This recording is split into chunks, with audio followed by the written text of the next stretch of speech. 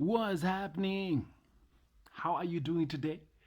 It's another beautiful day that we are here, another beautiful Sato morning. I hope that you're well. I hope that wiki yako imekuwa fiti. I hope that you were able to do anything that you purposed to do your wiki. Yeah. Anyway, it's another beautiful Sato. Welcome to Man Cave. My name is Uncle Mike the Baker, and I'm excited about today. As you can see from the title of this video, it's definitely going to be one amazing video. Now, the reason I've chosen to do this today, I was not actually to do this today. I planned to do this video tomorrow. But I looked at the calendar and it matched with the dates. You know, in my mind, I thought it was 15th. Kube ilikuwa 14th. But anyway, you know, it is what it is. And it's important for us to always, you know, move on with life. As you can see, the title of this video is Lessons from my dad's life and death. All right, these are lessons that I learned from his life, not really from him.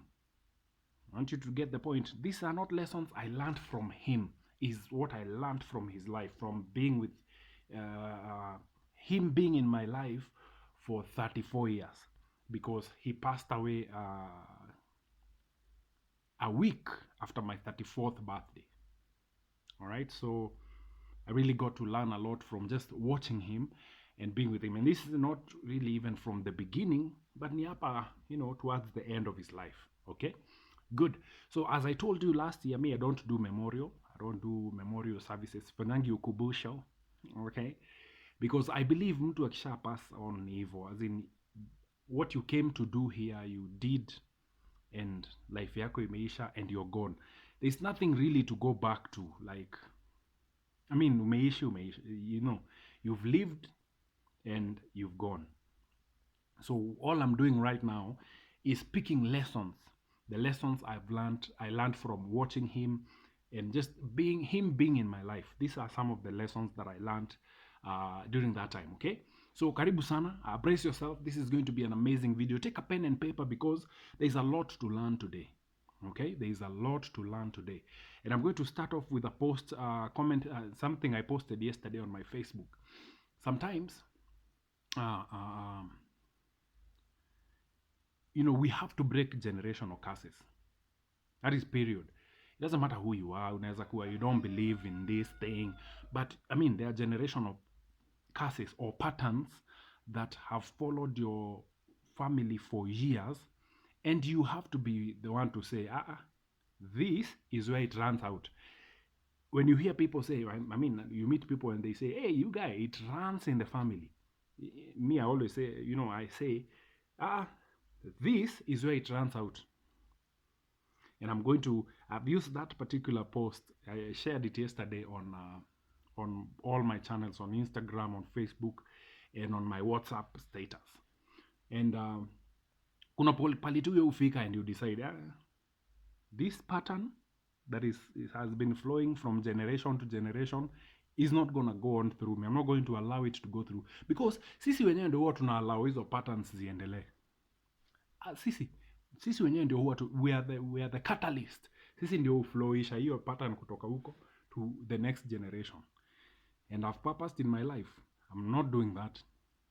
I am not going to be a pattern nini sitakuwa pipe ya kupitisha pattern ya guka yangu to my children. No. Inaishi hapa. This is where it runs out. Okay, good. So let's get to the video today. And these are lessons I learned from my dad's life. I'm going to start with life. Build when you are strong and young. Build, that means invest when you're still strong and young. There's a Kikuyu saying that's saying okoro ureaga wethi. Ukuru uriaga withi. That means what you do when you're young is what you shall eat when you're old. Okay? What you do when you're young. So right now, I told you, I think, when was it? Last week Saturday, when we were talking about investing. It is important for you. Right now, you're young, you're energetic, you have everything you need you do not have a lot of responsibilities around you, this is the time for you to build. If you've ever wanted a house, if you ever wanted to build a house for yourself or for your family, this is the time for you to build. Gentlemen, this is the time for you to build that house. Because guess what? Miaka inaenda. Very soon, you'll not be able to do all that. You have so many responsibilities to concentrate on building a house. So if you want to be living in a rental for the rest of your life, suit yourself. I don't. I don't. So build when you're still strong and young. Because when you're old, you shall eat, you shall be living in the reality of what you did when you were young. If you want to keep going to the clubs, hanging out everywhere, doing every party everywhere, you do that. Because in the end, itaonesha. Tuko pamoja? Good. Another lesson I learned from my dad's life is silence is strength. Silence is strength. Now, my dad was a very quiet guy. Alikuanga tu ule msee. He moved in silence. He knew what he was doing and he did it quietly. He didn't need influence from people. Alikuwa tu hapo. He did everything in silence. And that was his strength. Now, come to the end of his life is when now we realize, ooh, this man has been doing so many things. This man has impacted so many lives. Sorry, manze, kakofi, manze, bado kanawa kwa nini. This man has impacted so many lives by just being here. This man has left such a legacy from him being alive. Because silence is strength. Always remember that. Most of us when we, and this goes out to sisi watu wa generation yetu, when you accomplish something, you want to go out and show it to the world. When you buy a car, you want to show it to the world. When you do this, you want to show it to the world. But listen, silence is strength. People don't have to people don't have to know everything about you, bro. Wacha wajuange baadaye. Wacha wajuange ka umeenda. I see most of you going to children's homes. And you post all the photos, uko, nini, the way you helped these people. And everyone is looking at you. Hey, you are so charitable. Charitable, upuzi. Useless. Silence is strength. If you're going to do something good to people, just do it in silence na usonge mbele na maisha yako. You don't have to post everything. You don't have to show people, hey, listen, I helped this person. Do it in silence. Do it in silence. That thing will help you. And I learned this especially when old man was sick. Now he was in hospital and he got some very good treatment kwa hosi. Ile time alikuwa hosi. Because apparently the doctor and most of the people working in the hosi had gone through him in another life. While he was still working for the Gava, he helped them in one way or the other be able to elevate to where they were. So this man got some very good treatment akiwa hosi because of the people he had helped while he was working in the civil as a civil servant. He moved in silence. Easy vitu sisi hatukujua. I only came to know about it when he was sick, when he was in hosi, and I would walk around the corridors and be like, hey, you're Mr. Gashara's son. Oh my goodness, that man is a good man. He helped me a lot. And I'm like, okay. I didn't know the guy. I didn't know anybody. I didn't know the doctors. I was just there stranded up wondering just and happy to nenda. But he got that treatment. He was able, he got some amazing treatment because during his life, he moved in silence and helped so many people that people are willing to go beyond their means to help him and to make sure that he was comfortable as he was getting his treatment. Gentlemen, silence is strength. Even when you came to visit our home, that man was just seated kwa kiti, amenyamaza, tulia tu hapo na watch news or whatever it is he loved to do, silently. He would watch you do things, nini. He would be quiet. He would watch us go make all the mistakes in the world quietly. Because he knew what? Mutajifunza nyenyi wenyewe. Silence is strength. It is powerful. Just stay silent. You don't have to show people when you made a million. Nyamazia. Just live like you have nothing in the world. That is your strength, bro. That is strength. Because guess what? Wakati ita erupt, ndio utajua it was strength. All right? Next lesson I learned from him was get regular health checkups. Get regular health checkups. And especially if you are from the age of 37, I'm speaking to myself, and above. Hapa ndipo mwili sasa inaanza kuturn.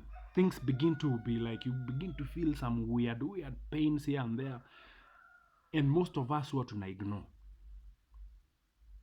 And same thing for old man. He ignored a lot of things that were wrong in his body. And he was like, weke maji ya dimu hapo. Eka jija hapo dani. Yeah, that will be okay. You take me, it will sort me. Bro, get regular health checkups. They say prevention is better than cure. If there is anything I'm going to teach you today, please take care of your health. Your health is your wealth, bro. Your health is your wealth.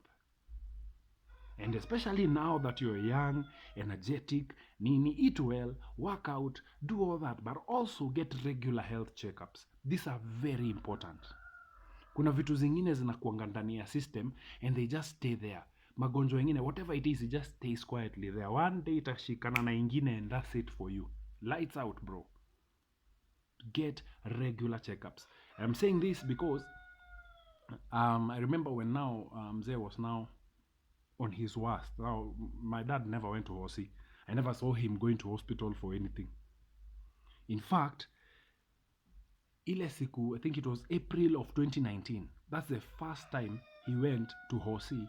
And no, actually it was sometime before he got a hernia surgery. But then that was not a big deal because after 1 week, 2, he was back on his toes and moving on. But on April of 2019, that is the first time I ever saw my old man in Hosi kwa bed. And guess what? Because it was too late, he went to be checked. Akaambiwa na daktari, wewe hata hauwezi toka hapa. He was taken to ICU direct. Because there were so many wrong things in his system. Because he never went for health checkups. He assumed alilenga hizo vitu zote. Niko sawa. He always used to say that. Niko sawa mimi. You could literally tell, I think for 3 years before he went to Hosi, he was struggling to breathe. For 3 years, bro. Nikuambie mzee manze unahitaji kwenda kuchekiwa. Mimi niko sawa. You can literally hear this guy is struggling to breathe.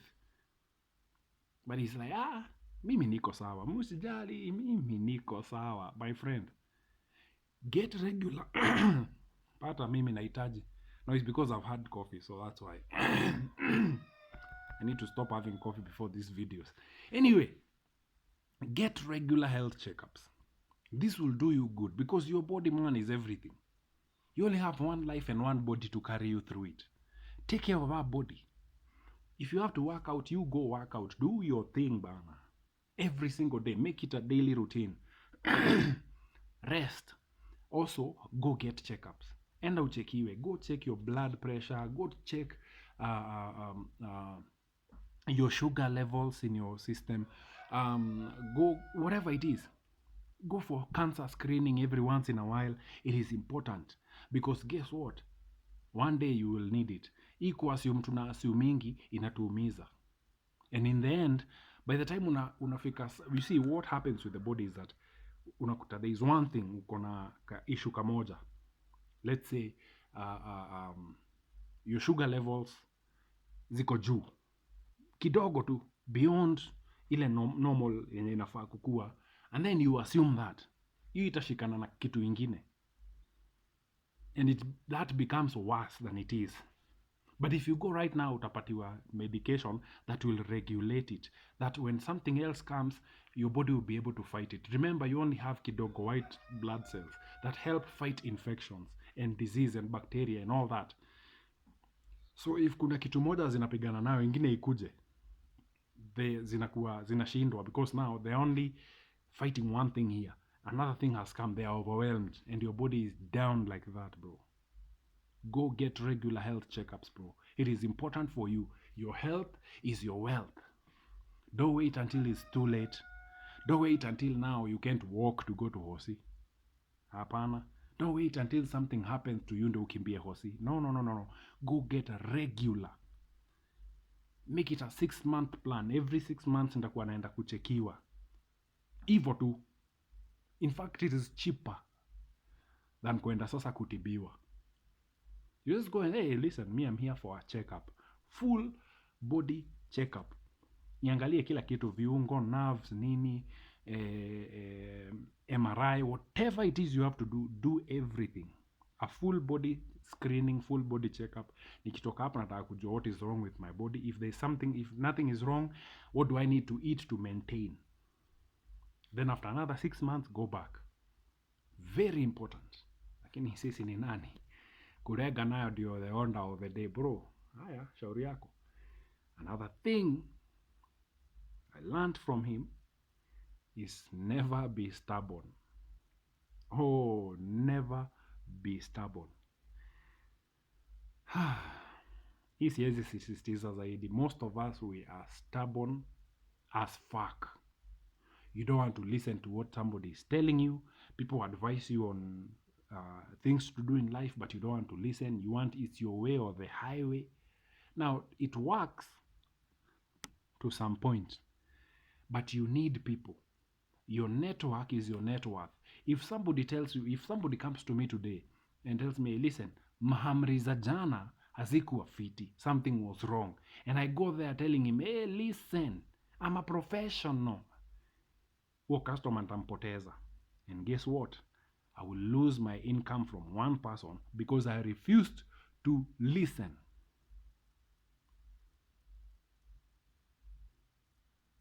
Don't be stubborn. If you knew my dad, he was one stubborn guy. Oh. You will not tell him anything. Now, to some extent, it's good. It's good to be stubborn. Kidogo, iko na ka limit. Because you don't know everything. There are things I would know. There are things I would see. Tell him, mzee, listen. Hapa hivi hakuendagi hivi. Anambia, wae wacha wewe. Hii ni nini? Unajua nimekuwa hapa more years than you. Okay. And most of the time mimi niko okay, sawa. Endelea, and I go. And I say, this is not from childhood. This is now hapa mwisho. And I'll tell him, hey, listen, hapana, that is not the way to do it. And he'll be like, wewe washa wewe. Mimi ninajua. Okay. I would walk away. Endelea. I'm not going to be a part of that because it's gonna come crumbling down. And the day it does, I was there. Nilikuambia nini? For me and my dad had a good relationship towards the end. So nilikuambia tu kila kitu. Nilikuambia nini hapo? Nilikuambia ifai kuwa hivyo. Yenyewe hapo. Sasa tutafanya aje? No. Nenda uendelee kuunda. Anyway, don't be stubborn. Don't be stubborn. People know better.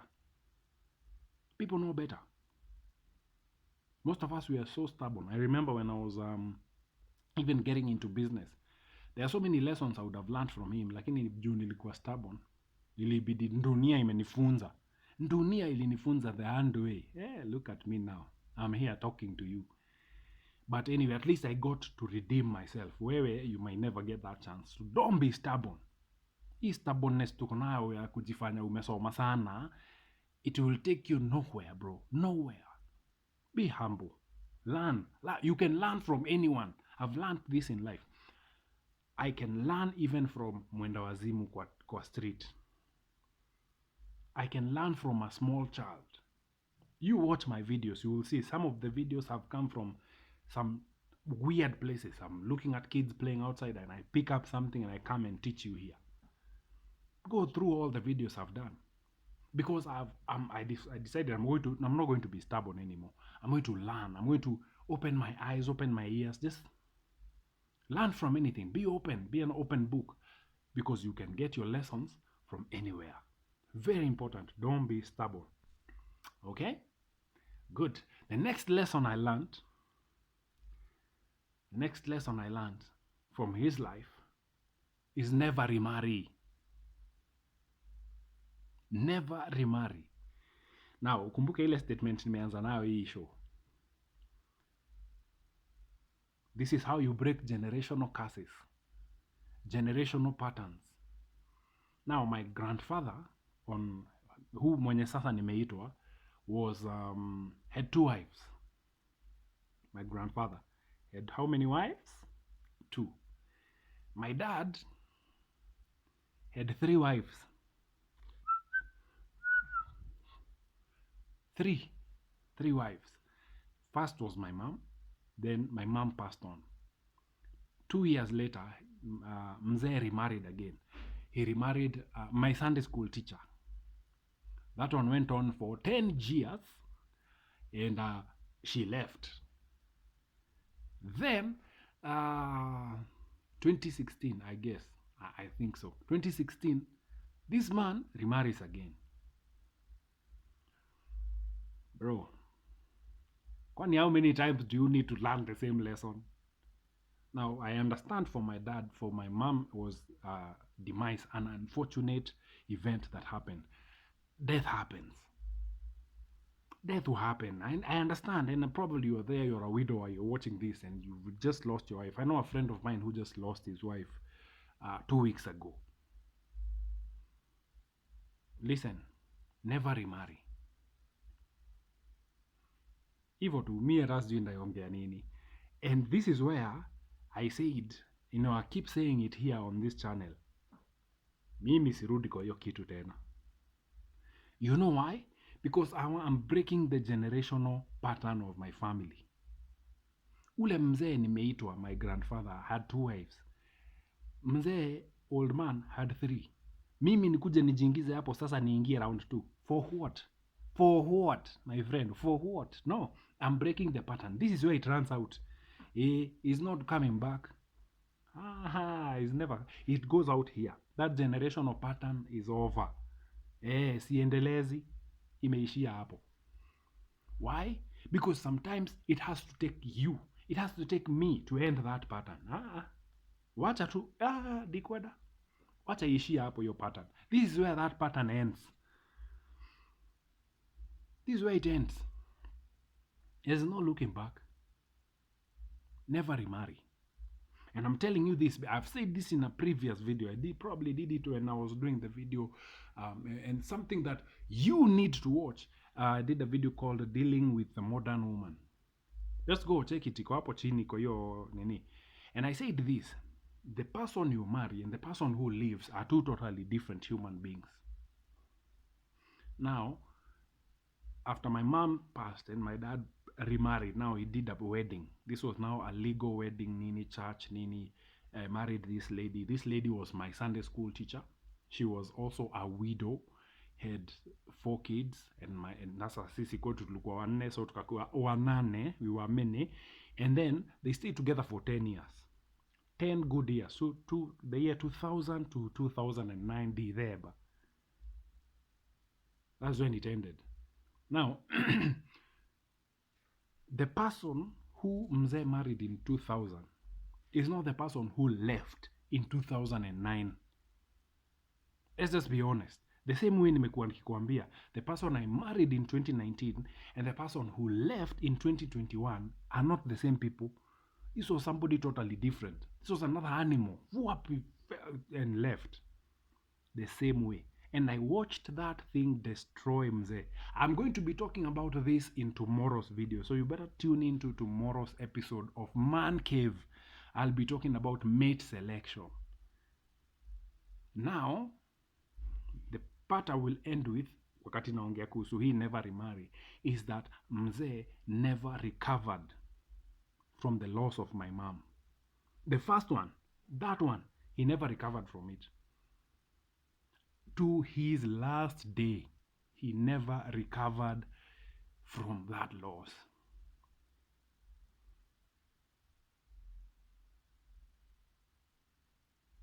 He never recovered from his divorce. From his divorce. He never recovered. That's why wacha hiyo pattern iishie hapo. I am not going back to that field. I'm not going back to that plantation. That pattern of my family ends with me. Tuihamwe, it ends right here. Kids wako, but the pattern ends here. There is no way I'm endelezing that pattern. I'm not going to be a man of many women. Sadiko, I'm not King Solomon. Even King Solomon had 1,000 of them. And he still said, I have seen one in 1,000 men who is noble, but I have not seen a woman. King Solomon had 1,000 women to his disposal, 700 wives and 300 concubines. And even in that, he said, I have seen one in 1,000 men who is noble, but I have never seen a woman. What does that say, gentlemen? What does that say? What does that say? Who is King Solomon, the wisest man in the world? He said that all that is vanity. Mimi sirudi hapo. I think I'm going to end that one hapo. Let's go to what I've learned after his death. Now, old man died on the 14th of May at 9 a.m. What time is it right now? Not yet 9. He died at 9 a.m. in 2019. Now, here's something I learned, and this is very key, and I want you to listen to me, gentlemen. Gentlemen, skiza hapa. Not everyone around you is on your side. This is a very important lesson that I've learned. Not everyone who's around you, not everyone who's around you is on your side. Bro, hawa wengine ni wakukuja kukuchocha, wakuchoche, alafu ile siku utadedi, they will go against everything you have ever done together. I saw, ever since Mzee died, even the church he was going to, the church, I'm not talking about nini, church ile alikuwa anaenda ya huko Ocha, those motherfuckers came to us and began to tell us lies so that we could give them a piece of land Mzee had bought. And until today, that pastor of your church bado ukuja kwetu kutuambia nahitaji 170,000. Are you out of your damn mind? Ati because Mzee alieka nadhiri, kwani ni mimi aliekea? Si alieka na Mungu, na ni Mungu alimchukua. Get out of my face. Not everyone around you is on your side. Bro, you need to choose careful the people you surround yourself with. Most of those people who smile at you are people who are looking forward to your downfall. I saw even some guys kwa neighborhood yetu huko Ocha. Mzee alidedi hivi. They were there during that period looking at everything. They were not happy at the fact that Mzee alikuwa amejijenga, that ameachia watoi wake inheritance. And guess what happened after Mzee died? They came to us to broke land. Alafu uniambie ubeste. Kill that friendship, bro. That's why I choose to live. Mi naishingi tu life yangu. Why? Because I know not everyone around me is on my side. I look at people and I'm seeing, kwera huko. Why? Because I learned from this man's death that not everyone around you is on your side. There are those who are wishing and praying daily for your downfall. But wewe kama umbo hautakaa umewa-entertain hapo unawatupia tuma. Kura hiyo wewe. Nimepata kamilioni hapa. Kura 200 wewe. I ain't doing that shit. I ain't doing that shit. Live your life. Achana na watu. That's why even when I go places, like on my birthday last Sunday, I went for ziplining. I told my friends, I'm not going with you. Mi siendi na nyinyi, I'm going by myself. And I took someone, a good guy who I met huko, and we went with him. I don't even know his names, but I preferred him than my friends. Why? Because I knew these guys would be a hindrance to me doing what I wanted to do. Gentlemen, not everyone around you is on your side. Not everyone around you is on your side. Learn from me. Even in my marriage, there were friends around here. There were people who used to welcome here, man. Wakuja tunakulania, we play games, nini, sleepovers. Bro, when the thing ended, they disappeared. Yeah, they disappeared kama zile panya zinakuanga kwa nyumba. Wakati unaingiza paka, they all go. Vuap unashindwa, na kulikuwa na panya mingi zilienda wapi? They disappeared. Not everyone around you is on your side. Some people are there to wish your downfall. Some people are there to just craft their way in. Watch out. Next important lesson I learned after Mzee's death is that the most important people are your family. The most important people are your family. That is your wife and kids. That is if you're married, your wife and kids. Those are the most important people, because the day you die, all these other motherfuckers will carry your coffin to your pale kwa ile shimo. They will watch it go down, watafunika mchanga, and they will disappear. Guess who will be left to suffer for the rest of their lives? Your wife and your kids.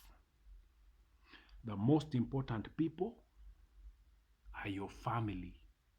If you abandon those for your friends, you are fucked. If you abandon your family because you want to go and be in a church group, you are fucked. The most important people, these are the people who will be most impacted by your death, are your family. And I'm going to say that over and over because I want you to know that everyone you go hanging out with, those two boys club you go hang out with, sijui where, because mama is at home, au hawatakuwako siku yenye utadedi. Familia yako ndio itakuwa. Your family will be there. I was the one who carried my dad to his deathbed. My brother, mwenye amenifuata, is the one who carried him from the day he died to the car. Wakampeleka. My sister, the youngest one, is the one who took him from Hosi, brought him home. Mimi nikamchukua nikamweka kwa bed. Sisi ndio tulikuwa the most impacted by this man's death. Sisi ndio hatujawahi recover from that man's death. Watu wengine walikuanga hapo around, they all moved on with their lives like nothing ever happened. Everyone else, even though that phony church fake pastor there, they moved on. Sahi wana finesse mtu mwingine. Yet you're going to put them first. Are you out of your mind? Gentlemen, the most important people are the people you wake up to every day. That's your wife and your kids. Ebu focus on them. Hii vinyangarika ingine wachana nayo. It will waste your time. You will not invest anything because you're focused on your friends. Because your buddies are telling you, twende wapi? Vasha. Twende road trip. You abandon your family because you want to go and have fun. Yet those are the people who be, these motherfuckers who go. Watakuja kwa mazishi yako asubuhi. Hata hawatangoje uzikwe. They will be long gone. You come there crying, nini. Some of them will even nyandua your wife after you're gone. Don't play. Hey. The most important people, the people you should put as priority are your family. Ka uko na watoi, manze, be present in your kids' life. Wachana na mabeste. Wachana na hii life umejiekea. Wachana nayo. That does not matter. Family. Those kids are the kids you need to be working for right now. You need to be building wealth to live to these children. You need to be building wealth, man. Left, right, center, jenga. Wachia hawa watu. Live them a good life. Because guess what? After you're gone, hao ndo wataumia. Your presence will never depart from them for the rest of their lives once you're gone. Focus on them. I cannot talk more about that. Yani, I think I need a full episode to tell you the importance of your family. I know I've had content creators say, oh, your wife and your kids make you weak. Fuck you, man. Those are my wife and kids. Wachana na wao. Let them make me as weak as because I am their father, man. God damn. Those are the most important people. When you go out to work, make sure you're taking care of them. Put them in a good place. They will remember you for the rest of their lives. If they hate you, they will hate you for the rest of their lives because you did not make good decisions. Man, when you come home drunk as a motherfucker, guess who's being hurt? Them. Wale mabeste mlikuwa nao wote wameishia. Bro, don't mess up this life. You only have one life to live. Do it well. Whew, man, that has taken away all the energy. Sawa. Another lesson. Now, this I've been telling you about over and over. This is lesson in life. Now, this is a general lesson. Value yourself more. Spoil yourself. Enjoy life. These are lessons I learned from Mzee. Value yourself. Treat yourself nicely. Spoil yourself. Spend money on yourself. Enjoy life. Enjoy life. Wewe peke yako. Enjoy life. It is here for a very short time. Sisi wote ni tunapita. Sisi ni wapita njia. We are going. Live this life, bro. I've said this over and over. I'm not going to keep repeating it. I've just said it. Listen, these are lessons that I've learned. Very important lessons. And I'm doing this in honor and in memory of my dad. Keep resting, paps. Si tuko huku tuna represent mbaya sana. Yes. Alright, that is the Man Cave today. Catch up with me again tomorrow. Same time, same place. At least saizi I have internet. I put up my internet in the house. So very soon we're going to be doing this live. Yeah, we're going to be having live streams of Man Cave every weekend shortly. Wacha nishughulike. I'm trying to get sure that I get me a good camera and a good microphone and have a good setup because this is I'm setting up a good studio. I'm a good, you just watch out. Watch this space. You're coming. We are coming to not grow. All right. So enjoy your day. Go out there, do something nice. Take care of your family and man, kutane kesho. All right.